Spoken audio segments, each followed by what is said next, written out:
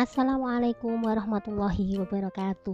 Alhamdulillah kita dapat berjumpa kembali untuk belajar bersama. Kali ini kita akan belajar bunyi dan sumber bunyi materi kelas 4 tema 1 subtema 1 muatan IPA. Kompetensi dasar yang ingin dicapai KD 3.6 dan KD 4.6. Bunyi. Tahukah kalian apa yang dimaksud dengan bunyi? Iya, bunyi adalah segala sesuatu yang kita dengar melalui telinga kita. Bunyi dihasilkan oleh benda yang bergetar. Getaran bunyi dapat merambat melalui benda padat, benda cair, maupun benda gas. Akan tetapi, getaran bunyi tidak dapat merambat di ruang hampa. Sedangkan getaran yang merambat itu disebut sebagai gelombang. Maka dapat dikatakan bahwa bunyi termasuk gelombang. Untuk membuktikan bunyi sebagai gelombang, kita dapat melakukan percobaan sederhana. Caranya, ikatlah sebuah sendok tepat di bagian tengah tali. Kemudian, hubungkan ujung tali ke telinga kita. Setelah itu, benturkan ujung sendok ke meja. Sendok yang dibenturkan meja akan bergetar dan getarannya akan merambat melalui tali hingga ke telinga sehingga terdengar bunyi. Ketika sendok sudah tidak bergetar, maka kita tidak lagi mendengar bunyi. Itu membuktikan bunyi sebagai gelombang, di mana gelombang merupakan getaran yang merambat. Tinggi rendahnya bunyi dipengaruhi oleh frekuensi bunyi, di mana frekuensi bunyi adalah banyaknya getaran dalam 1 detik. Satuannya Hertz atau biasa disingkat Hz. Berdasarkan frekuensinya ini, bunyi dapat dibedakan menjadi beberapa jenis. Yang pertama, bunyi dengan frekuensi kurang dari 20 Hz dinamakan bunyi infrasonik. Ini bisa didengar oleh jangkrik dan anjing. Kemudian, bunyi dengan frekuensi 20-20.000 Hz dinamakan bunyi audiosonik. Ini bisa didengar oleh manusia. Terakhir, yang ketiga, bunyi dengan frekuensi lebih dari 20.000 Hz dinamakan bunyi ultrasonik. Ini bunyi yang bisa didengar oleh kelelawar, ikan paus, lumba.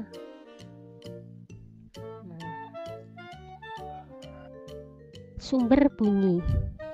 Benda yang menghasilkan bunyi atau benda yang bergetar dinamakan sumber bunyi. Bunyi ini dapat dihasilkan oleh manusia, hewan, tumbuhan, dan juga benda atau alat di sekitar kita. Mungkin alat musik.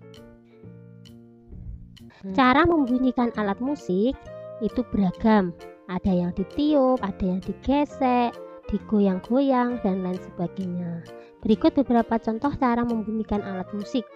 Yang pertama, saluang. Saluang merupakan alat musik dari Sumatera Barat. Cara memainkannya itu dengan ditiup. Kemudian angklung. Angklung itu merupakan alat musik dari Jawa Barat. Cara memainkannya dengan digoyang-goyang. Kemudian tifa. Tifa dari Papua. Cara memainkannya dengan cara dipukul. Kemudian sasando dari Nusa Tenggara Timur.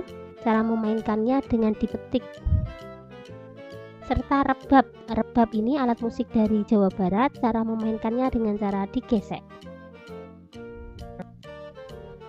Sifat-sifat bunyi. Yang pertama, bunyi termasuk gelombang longitudinal atau gelombang yang arah rambatnya sejajar dengan arah getarnya.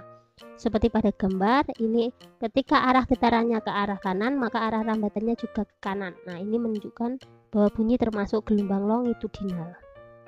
2. Bunyi memerlukan medium untuk perambatannya, yaitu melalui benda padat, benda cair, atau benda gas.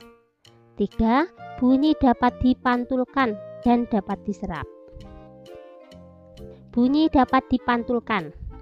Bunyi akan dipantulkan apabila mengenai permukaan benda yang keras, misalnya dinding kaca, besi, seng, dan lain-lain. Bunyi pantul ini dapat digunakan untuk mengukur kedalaman laut. Bisa juga digunakan untuk mencari mangsa bagi kelelawar.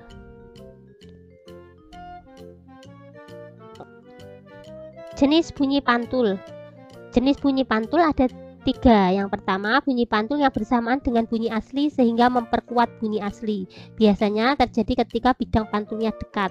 Contoh bunyi air di kamar mandi, bunyi kereta ketika melewati terowongan, seperti itu. Bunyi pantul yang kedua yaitu bunyi pantul yang sebagian terdengar bersamaan dengan bunyi asli. Ini disebut dengan gaung. Gaung biasanya terjadi ketika bidang pantulnya sekitar 10-20 meter. Biasanya suaranya menjadi tidak jelas karena sebagian terdengar bersamaan dengan bunyi asli itu tadi. Kemudian yang ketiga, bunyi pantul yang datang setelah bunyi asli selesai diucapkan. Ini disebut dengan gema. Gema ini contohnya suara di tebing, jurang, gua. Biasanya bidang pantulnya itu lebih dari 20 meter. Bunyi dapat diserap. Benda yang dapat menyerap bunyi disebut peredam bunyi. Peredam bunyi terbuat dari bahan yang lunak. Bahan peredam bunyi antara lain kain, karet, busa, gabus, karpet, dan wol. Hal positif yang bisa kita kembangkan adalah jadilah pendengar yang bijak. Dengan mendengarkan, itu artinya kita menghargai, menghormati orang lain. Dengan mendengarkan, kita mendapat informasi yang baru. Ingat, apa yang kita dengarkan itu akan mempengaruhi diri kita. Sesungguhnya Allah memperhitungkan segala sesuatu. Jadi, bijaklah dalam